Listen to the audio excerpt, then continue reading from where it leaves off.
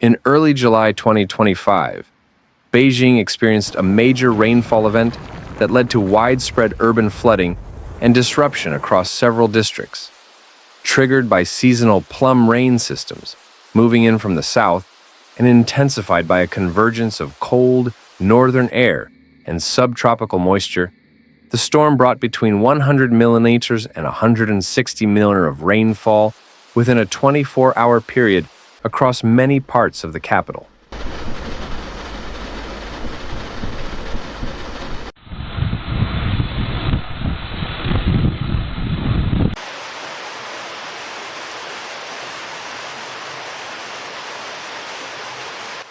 The Chinese Meteorological Administration issued a blue-level rainstorm alert, warning of heavy downpours, localized thunderstorms, and the risk of urban waterlogging and flash floods.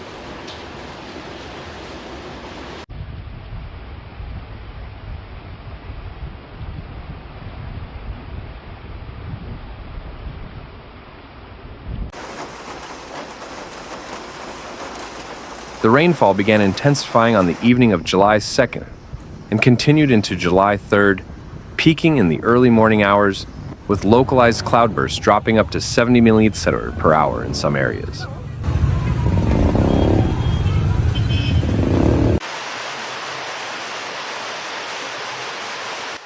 Though Beijing has invested heavily in sponge city infrastructure in the last decade, adding permeable pavement, expanded drainage networks, and green retention systems, the rainfall volumes exceeded the system's designed limits, which typically accommodate 200 millimeters of rain per day.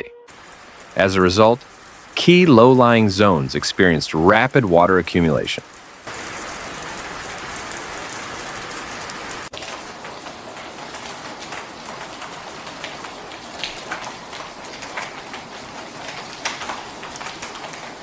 The Beijing Municipal Emergency Management Bureau activated a level 3 flood emergency response, deploying pumps and inspection teams to more than 150 known flood-prone sites, including underpasses, tunnel crossings, and critical intersections.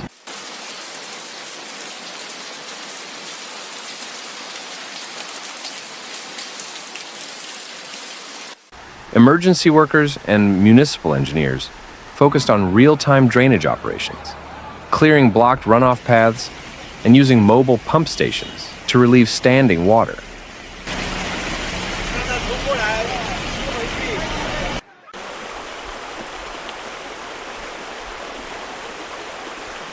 Public advisories were issued urging citizens to avoid underground shopping centers, subway stations, and underpasses during peak storm activity. Significant disruptions were reported in the city's transportation network. Several urban roads, particularly in the districts of Chaoyang, Haidian, and Fengtai, were temporarily closed due to waterlogging.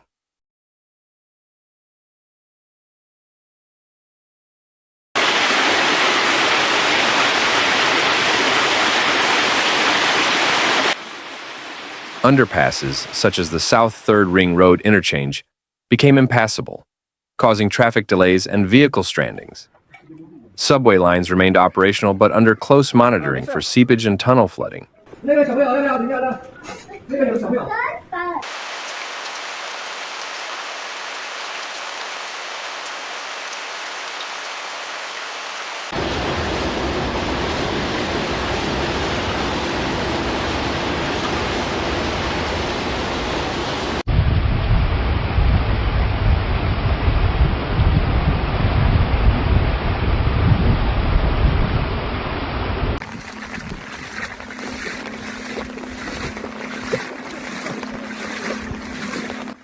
Dozens of flights at both Beijing Capital International Airport and Daxing International Airport faced delays or cancellations, with passengers advised to check schedules and prepare for contingency plans.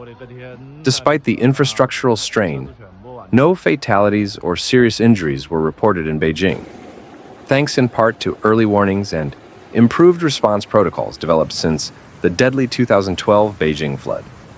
That historical event, which claimed nearly 80 lives, spurred long-term investments in flood mitigation, drainage expansion, and citywide alert systems.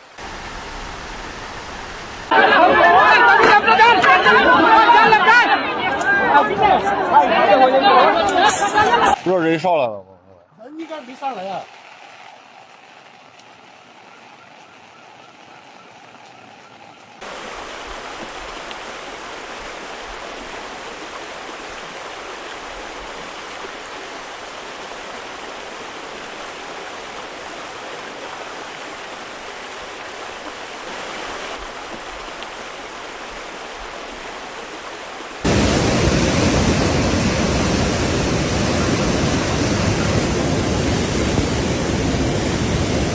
The July 2025 flooding in Beijing also reflects a broader trend of shifting climate patterns across northern China.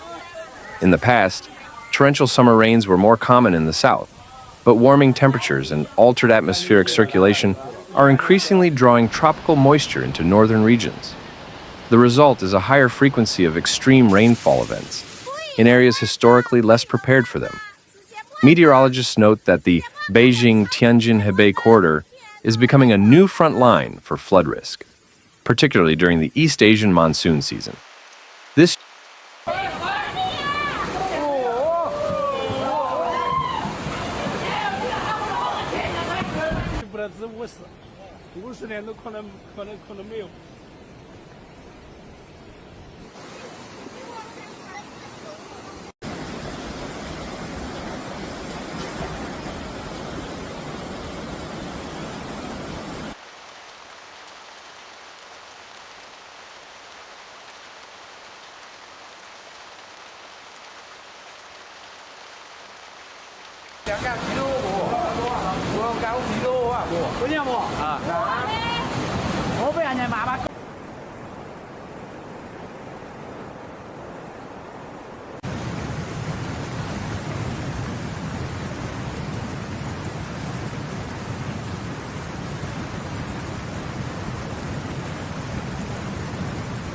year's early summer heat waves, followed by intense convective storms, align with global observations of intensified hydrological extremes.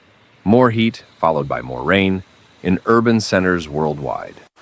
In response, municipal authorities are accelerating efforts to adapt Beijing's urban design to the challenges of a wetter, more volatile climate.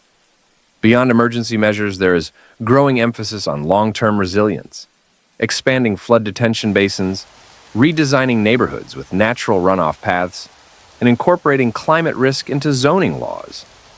Public awareness campaigns are also underway to better educate residents on flood preparedness and the risks of commuting or sheltering in flood-prone structures.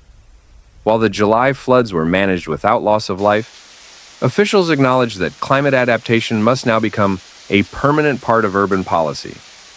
Beijing's experience may serve as both a warning and a model for other megacities facing similar threats.